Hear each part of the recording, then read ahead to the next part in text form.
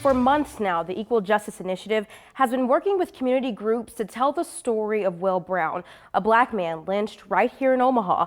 The goal, gain a better understanding of what happened and how it shaped the community 1 century later.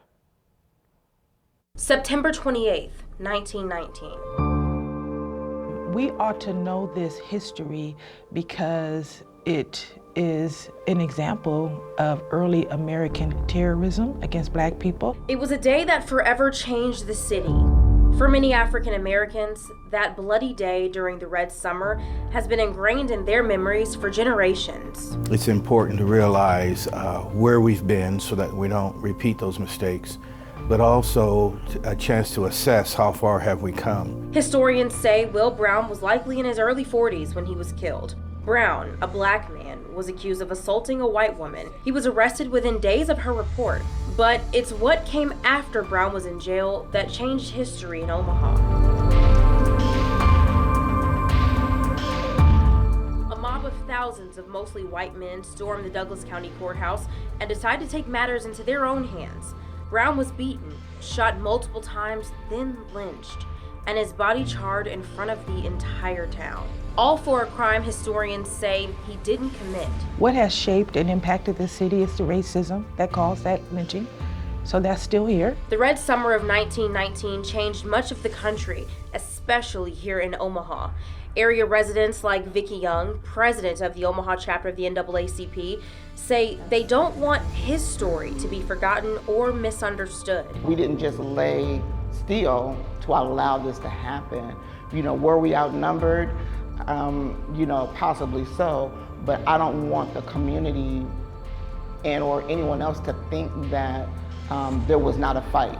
Young says while many get lost in the horrific details of Brown's death, they fail to realize there were champions like Reverend John Albert Williams, the first president of the NAACP in Omaha, fighting for Brown the entire time. Here in Omaha, he was advocating for the release of Will Brown. He was advocating for the release of the mayor. Not only did the mob attack the courthouse and take Brown by force, they also took the mayor, who was nearly lynched himself. I would say there's still effects from 100 years ago that are still evident today. The redlining that took place during that same time it still has an impact of the housing and disparities today. And they agree understanding the history of the city is important today. If it would have been the other way around, a mob of black people assaulting white men, lynching white men, cutting off their body parts, their genitals, their ears, their nose, their lips, auctioning their body parts off, laws in this country would be so different. This would be in our history books. Evidence remains from that horrific night in 1919. It includes bullet holes on the walls inside the Douglas County Courthouse. Reminders of what can and once did happen. Because it's our city, because it's where we live, because it's part of our community, those of us who live here, we need to know about it so we can do better. This Saturday at 9 a.m., community partners will remember Will Brown on the 100-year anniversary of that tragic day.